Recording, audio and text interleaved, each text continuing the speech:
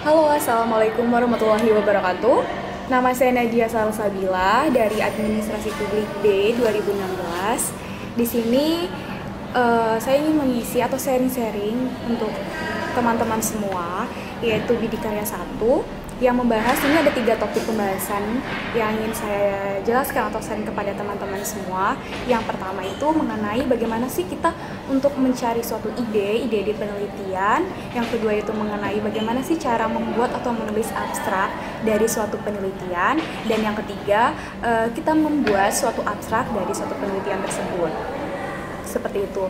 Langsung saja teman-teman semua pasti merasa bahwasanya kalau mencari ide itu gimana sih Mbak? Susah banget cari inspirasi itu datang dari mana aja sih Mbak?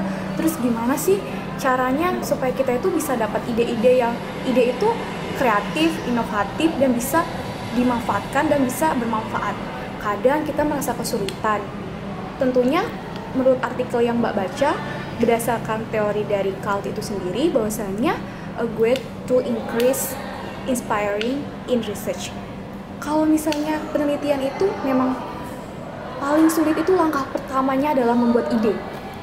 Ide itu emang sulit banget dicari. Kalau kita udah punya ide, kita pasti akan bisa untuk merealisasikannya.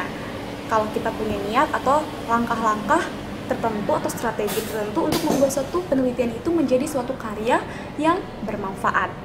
Nah, di sini Mbak mau sedikit sharing tentang yang pertama itu bagaimana kita mendapatkan suatu ide penelitian yang itu tuh menarik, inovatif, dan kreatif. Yang pertama, langkah pertama dari suatu penelitian itu sendiri atau tahap-tahapan dari ide itu, tentunya kalau kita ingin menulis suatu penelitian, kita harus mencari suatu problem atau permasalahan yang ada di sekitar kita. Dari suatu problem, kita mencari suatu teori-teori yang ada, mencari penelitian-penelitian relevan yang sebelumnya untuk menjadi kajian, mencari metode penelitian yang tepat untuk dituliskan dalam suatu penelitian, baik itu metode kuantitatif maupun kualitatif dan lain sebagainya untuk dituliskan, dan hasil penelitian dari suatu problem yang kita dapat menjadi hasil dan kesimpulan yang kita dapat. Tentunya ide merupakan salah satu hal yang penting yang harus kita temui awal langkah pertama. Dengan kita banyak membaca, dengan kita banyak mereview dari artikel-artikel jurnal, artikel-artikel ilmiah yang ada di berbagai macam itu literatur, kita dapat mengetahui dan menambah wawasan kita dalam mengetahui suatu informasi tersebut. Tentunya dari situ kita bisa tahu bagaimana hal tersebut bisa menjadi suatu ide yang merupakan ide yang inovatif. Contohnya, langkah pertama yaitu kita bisa secara gampangnya kita bisa menggunakan prinsip 5W1H dalam mencari ide. Misalnya, kita cari dulu apa permasalahan yang ada di sekitar kita. Kita lihat saja di lingkungan atau area-area lingkungan sekitar kita.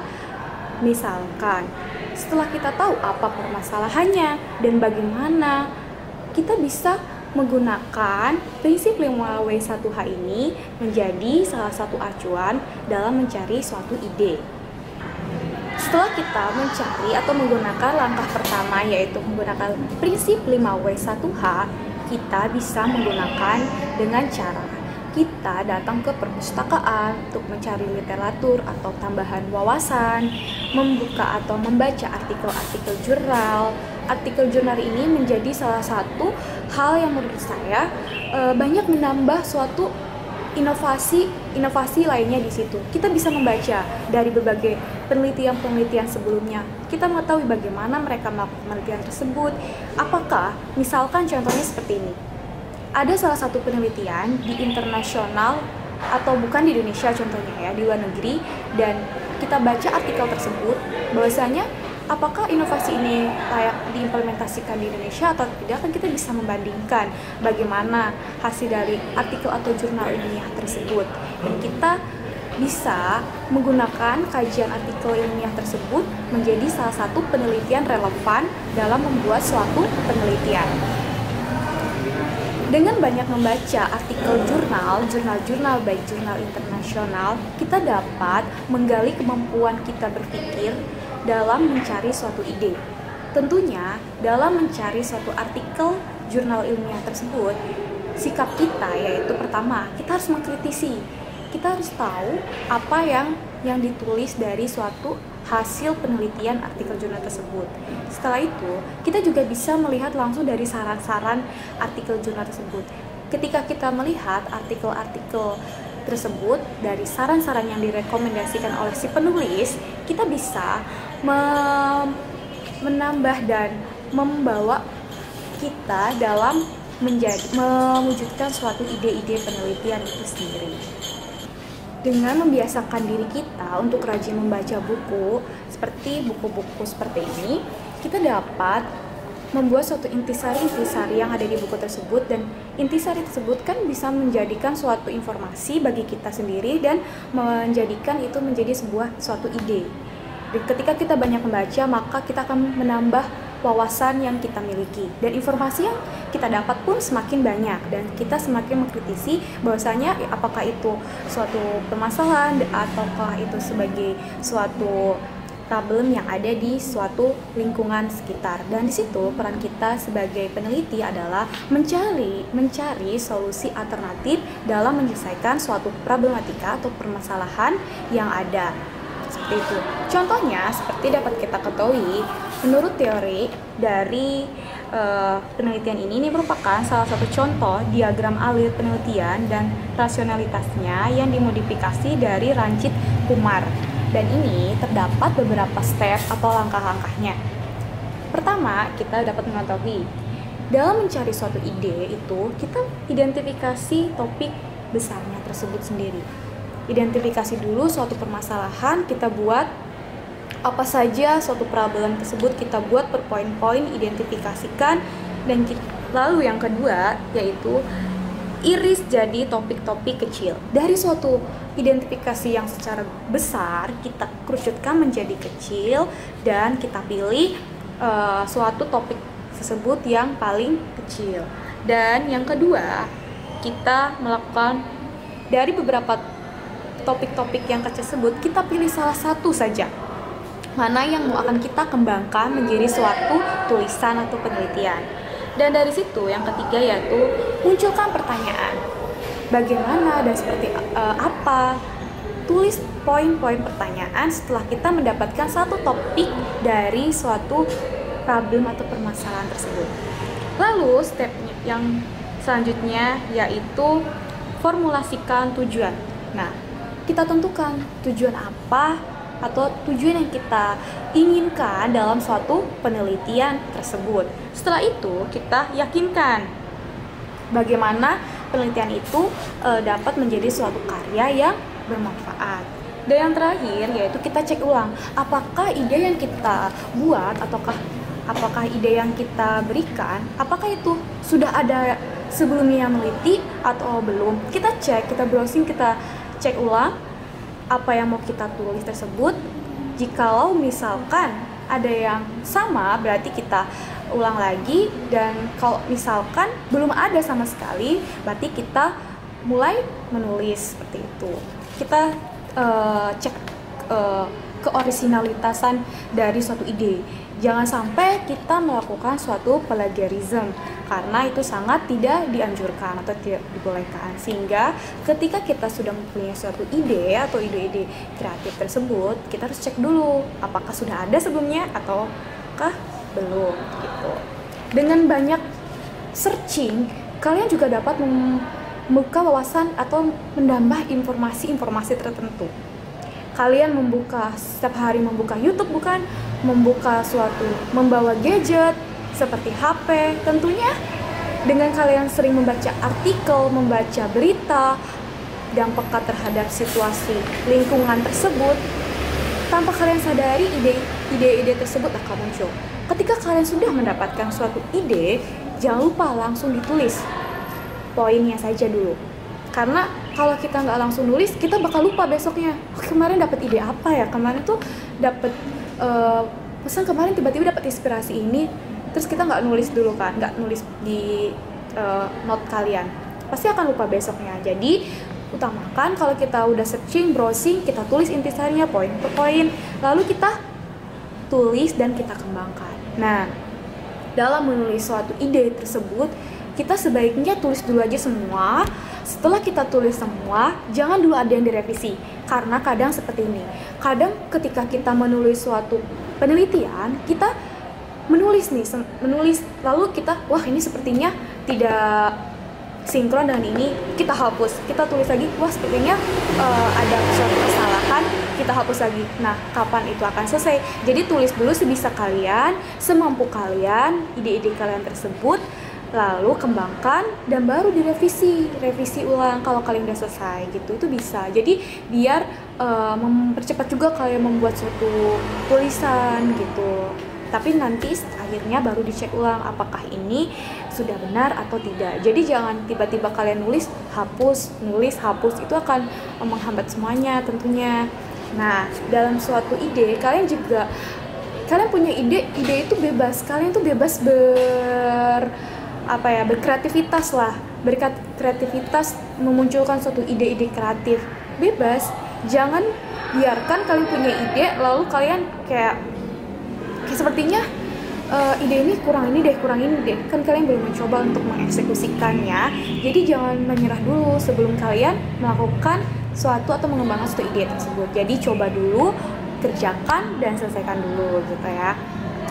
Terus sumber-sumber apa lagi Kak kalau kita mau cari inspirasi itu kalau kalian nggak mau boring juga bisa kalian dengan cara, kalau yang suka jalan-jalan nih, traveling, dengan cara traveling atau main gitu ya, jalan tanpa kalian sadari. Di setiap kalian perjalanan tentunya kalian akan mendapatkan suatu problem atau masalah, bukan dari suatu sisi lingkungan kanan kiri. Kalian bisa mendapatkan suatu inspirasi yang membuat pola pikir kalian menjadi terbuka.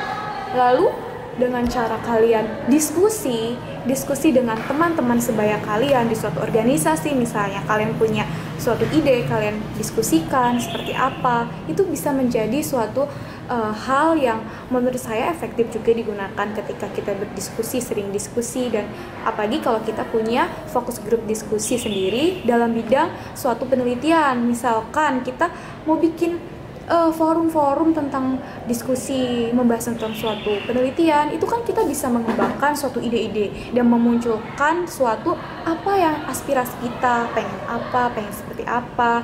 Itu menjadi kajian-kajian tertentu bagi kita untuk menambah wawasan informasi. Semakin kita banyak berdiskusi, maka pengetahuan kita pun akan semakin bertambah. Nah, selanjutnya dengan cara, kalau kita suka nonton YouTube misalkan, itu juga bisa menjadi salah satu sumber inspirasi bagi kita. Kita melihat YouTube, tentunya YouTube yang sifatnya literasi, yang mendukung dalam proses suatu penelitian. Jadi kalau melakukan penelitian itu dibawa enjoy, jangan kita bebankan pada diri kita sendiri. Wah, penelitian itu ternyata susah loh, penelitian itu ternyata awal-awal itu langkah-langkahnya mencari ide itu, gimana sih, susah banget gitu ya.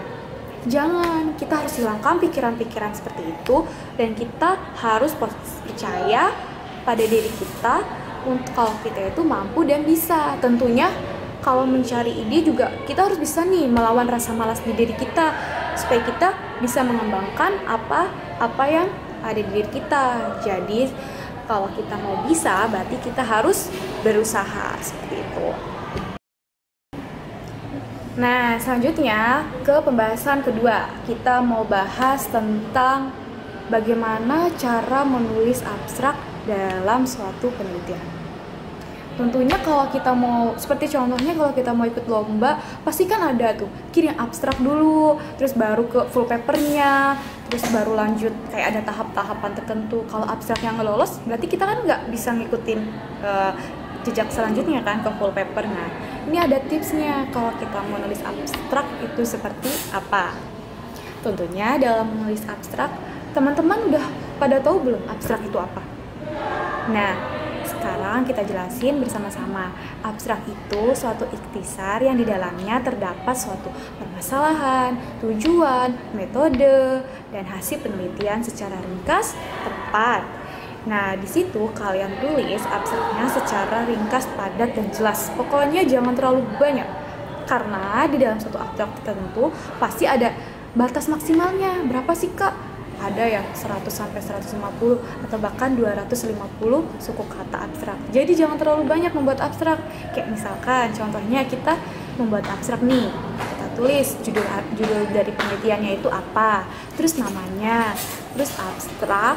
Lalu di dalam abstrak tersebut, misalkan kita dibagi menjadi 3 paragraf. Nah, paragraf pertama itu menjelaskan tentang suatu masalahnya apa secara singkat, tujuan dari penelitian itu apa, lalu di bawahnya kita tuh paragraf kedua, kita masuk ke dalam metode penelitian apa yang kita gunakan. Mau itu metode penelitian kualitatif, kuantitatif, R&D, dan lain sebagainya, kita tulis di bagian metode. Nah, selanjutnya yang bagian terakhir yaitu hasil dari penelitian kita. Kita tulis jangan begitu banyak, kita tulis singkat aja. Apa sih temuan-temuan yang kita dapat dari suatu penelitian kita? Hasilnya apa sih? Nah, kita tulis tuh di hasil penelitian tersebut.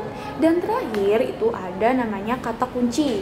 Nah, kata kunci ini dibatasi juga, ada 3 sampai 5 kata. Nah, misalkan kalau kita lihat nih, misalkan ini ada judulnya apa, kita tulis namanya oleh siapa, abstraknya.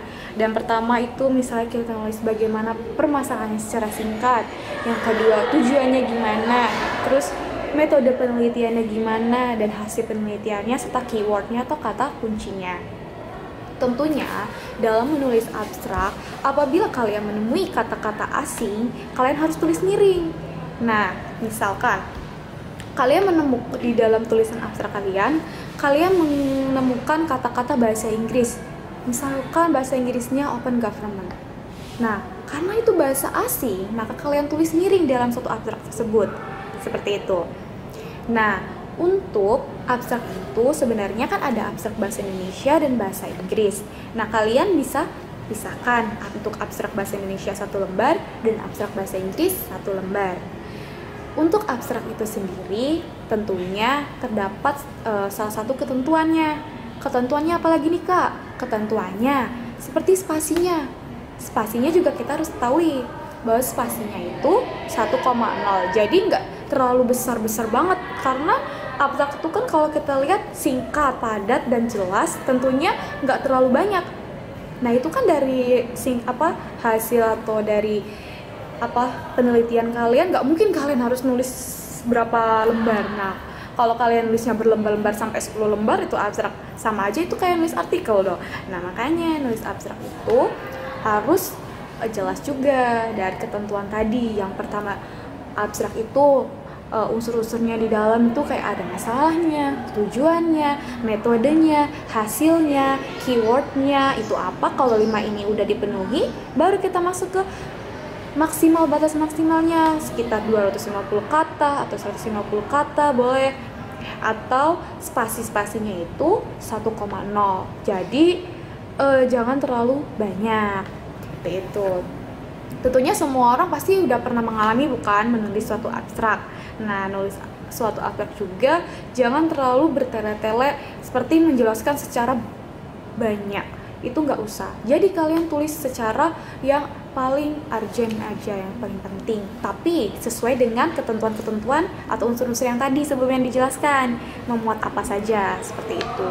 Nah, biasanya kalau misalnya orang yang mau baca penelitian kalian pasti kan baca abstrak dulu tuh. Nah, dari baca abstrak kita bisa tahu, oh jadi ini tuh pakai metodenya apa, terus hasil dari temuan penelitiannya apa, secara singkatnya kalau mau baca dari abstrak itu.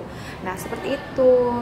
Jadi jangan lupa baca ketentuan-ketentuannya terlebih dahulu yang diinginkan dalam penulisan abstrak, lalu baru kalian tulis, seperti itu.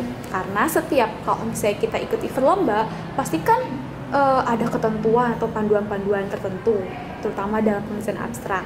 Nah, kalian cermati, kalian lihat, baru kalian tulis gitu. Seperti itu. Nah, untuk suatu isu-isu atau permasalahan, tentunya banyak nih topik-topiknya yang bisa kalian kembangkan.